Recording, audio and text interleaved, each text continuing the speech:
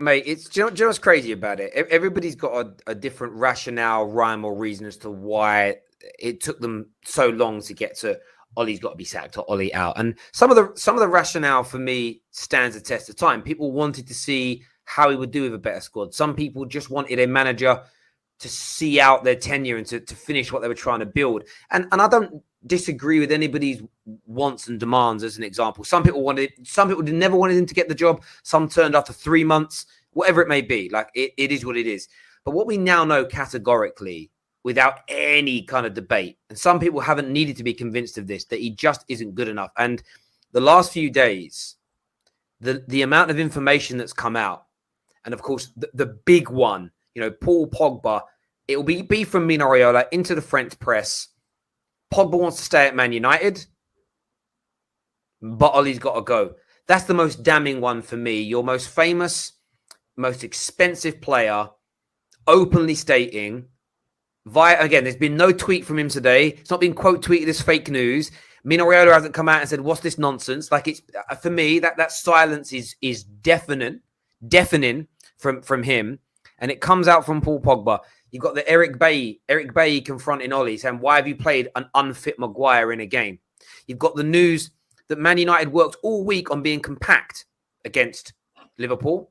And then at the 11th hour, against the wishes of the coaches, Ollie says, no, go out there and press. The players are like, well, who presses when? We haven't worked on, they don't work on pressing at all in training. But yet Ollie asked them, you don't play Ronaldo.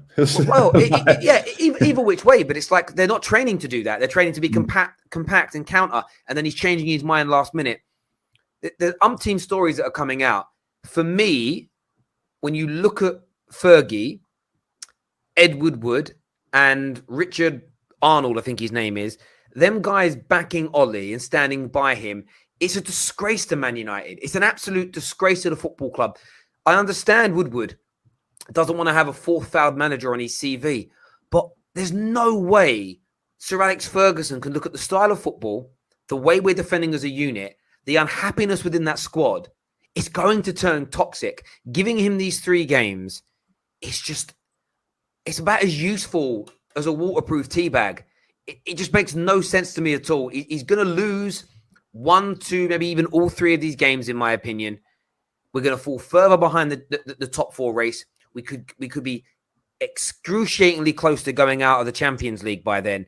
To give him these 3 games is beyond malpractice for me. And it should just go to show everybody that as bad as Ollie is, as bad as Jose was, as bad as LVG was, the way this football club is run is atrocious. And to have Fergie part of that group keeping him in, I will never disrespect Sir Alex Ferguson for what he did for this club. But you said this backstage, and I agree. He needs to be removed from power at the club if he's making these kind of decisions, because he's hindering the football club. And the football club comes before any legend, before any ex-player, ex-manager, any one individual. The club has to come first. And keeping Ollie in power, even if you can't sign a new coach, keeping him in power, for me, is gross negligence and malpractice.